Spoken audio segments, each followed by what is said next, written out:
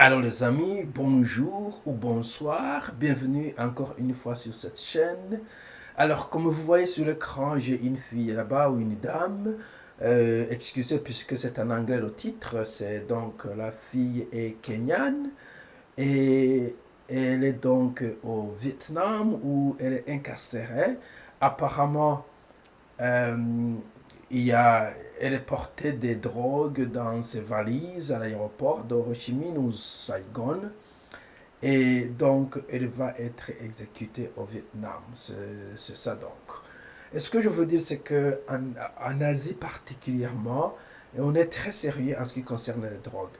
Essayez de ne pas porter, de ne rien porter de drogue là-bas. Si vous êtes consommateur, essayez de ne pas le faire en Asie. Essayez de chercher d'autres moyens. J'ai vu à l'instant même l'ancien président des Philippines, Rodrigo Duterte, est incarcéré quelque part à La Haye, au tribunal international de La Haye, et parce que il combattait beaucoup les drogues lorsqu'il était au pouvoir, dans peut-être 5 ans comme ça. Et à l'époque, vous pourriez être exécuté sur le champ pour avoir des drogues sur vous dans les années, je crois, 2019, 2018. C'était très dangereux. Mais j'ai aussi entendu d'autres histoires des gens en Asie, c'est pas, en Chine, au Japon, même Bali, des gens qui ont été exécutés ou mis en prison ou sauvés par leur pays parce qu'ils portaient des drogues sur eux. C'est très fréquent. Alors, essayez d'être très clair, surtout quand vous êtes africain, puisque d'abord, nous n'avons pas de représentation diplomatique ou consulaire dans la plupart des pays asiatiques. Donc, nos pays n'ont pas de moyens d'avoir des ambassades un peu partout. Alors, quand vous êtes là et vous êtes incarcéré, vous êtes le seul, personne ne viendra même vous voir en prison ou plaider pour votre cas. Vous êtes seul. Deuxièmement, nos pays africains ou nos dirigeants africains s'en foutent complètement de votre sort si vous êtes à l'extérieur du pays. Je n'ai jamais vu un pays africain qui va en France, en Angleterre, en Arabie Saoudite ou ailleurs pour dire écoutez, il ne faut pas maltraiter nos citoyens. Alors personne ne va venir à votre rescue. Troisièmement, nous n'avons pas de ce que nous appelons bargaining chips en français. Donc, nous n'avons pas de monnaie d'échange, si vous voulez, monnaie d'échange. Ce que je veux dire, c'est que par exemple, si, comme vous l'avez vu, une certaine dame a été emprisonnée en Russie et le président américain à l'époque a négocié avec le président russe et ils ont échangé les prisonniers. Nous n'avons pas de prisonniers à échanger. Souvent, nous prenons des sanctions. Les pays occidentaux peuvent prendre des sanctions contre un pays. Nous ne pouvons pas prendre des sanctions contre n'importe quel pays. Alors, on n'a rien à négocier, on n'a rien de pouvoir de négociation. Alors, si vous êtes rattrapé ou attrapé, donc votre sort est foutu. Alors, soyez attentifs. Évitez surtout de porter des choses pour d'autres gens. Parce qu'il y a beaucoup de. Il y a des HR, il y a d'autres méthodes d'expédition, la poste même. Il n'y a pas besoin de porter des choses dans votre valise qui ne vous appartiennent pas. Je dis ceci parce que l'une des réclamations qu'il est fait ou que j'entends les gens parler sur Internet, c'est que donc un certain gars lui a donné ce bagage pour donner à sa sœur quelque part, ce qui ne fait pas de sens en premier lieu, mais en deuxième lieu, il ne faut pas porter les choses que tu ne connais pas. Ça, c'est, on le dit toujours. Lorsque vous arrivez à l'aéroport, on vous demande est-ce que c'est ça votre bagage? Oui. Est-ce que vous avez emballé, vous avez paqué votre bagage? Vous dites oui. Est-ce que vous connaissez ce qui se trouve là-dedans? Vous dites oui, parce que vous connaissez ce qui se trouve là-bas. Puisque vous devriez connaître ce qui se trouve là-dedans. Voilà. Donc, soyez très attentifs.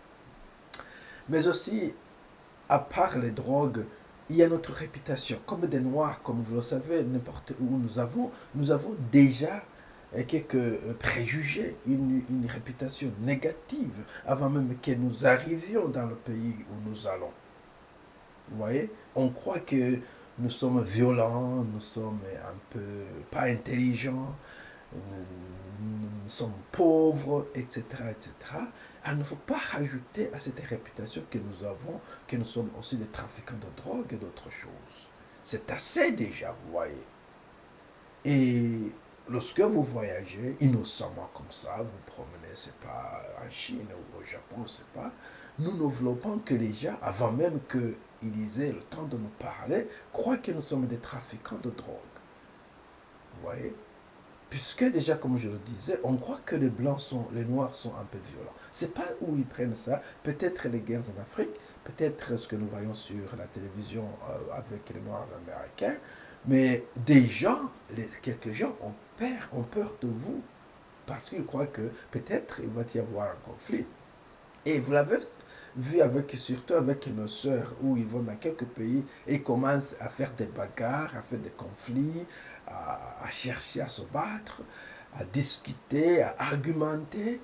Et les gens ont peur de vous. Et vous ne voulez pas ça, puisque ils vont entrer dans leur coquille et vous n'allez pas donc enjoy, vous n'allez pas donc euh, du moins avoir une bonne vacance, une bonne vacance, vous allez là-bas pour des vacances, un bon voyage si vous voulez. Alors, faites attention, votre réputation est très importante, mais surtout, surtout, votre sécurité et votre vie est très importante, surtout quand vous voyagez. Voilà. Mais je veux dire ceci en fait, les Asiatiques en général ne nous haïssent pas. Ce sont des gens qui ne veulent pas de conflits. J'étais dans plusieurs pays là-bas, le Vietnam même. Je crois que j'ai vécu, je sais pas, deux ou trois mois en total au Vietnam. C'était toujours pacifique, il n'y a pas de problème, n'importe quoi. Et j'étais dans les Philippines, pas de problème. Thaïlande, pas de problème. Singapour, pas de problème. Malaisie, pas de problème. Mais il faut toujours être honnête. Ils veulent honnêteté en Asie. Il faut être très calme, ils veulent le calme. Si donc il y a un problème, vous allez très doucement. Souvent vous acceptez, même si vous n'êtes pas d'accord, c'est pas grave. Vous dites, vous allez juste avec l'émotion, vous n'allez pas donc opposer et essayer d'argumenter d'une manière qui n'est pas nécessaire. Mais surtout, vous évitez de faire des conflits, de faire du bruit. Et définitivement, ces noirs-là qui vont là-bas pour faire des activités illégales comme les drogues, le trafic humain, et même le trafic sexuel en Asie, bien qu'on le fait, si vous êtes étranger, on vous attrape, vous serez en difficulté. Euh, alors, soyez prudents, soyez prudents. Bien sûr, si vous êtes criminel, on ne peut rien faire.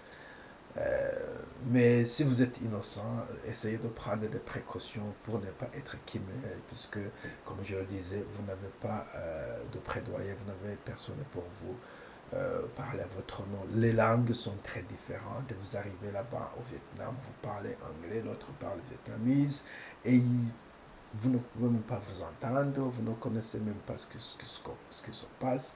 Alors la dernière chose que vous voulez, c'est d'être en trouble dans un pays où vous ne comprenez même pas leur langue. Voilà. Que ce soit donc un avertissement. Et je ne veux pas dire que vous pouvez faire des drogues en Afrique ou en Europe ou n'importe où, mais au moins en Afrique, je crois que vous pourrez être emprisonné pour un certain temps. En Afrique, il y a des corruptions, c'est pourquoi ces gens-là font trop de drogue là-bas, puisque vous allez corrompre le juge, la police, n'importe qui, et vous allez vous en sortir. En Asie, peut-être ce sera très difficile de corrompre la police malaisienne, la police japonaise, la police vietnamese ou un juge au Singapour pour vous libérer comme ça sans être jugé. Alors, soyez très prudent, soyez très, très, très, très, très, très, très prudent. Merci. Au revoir.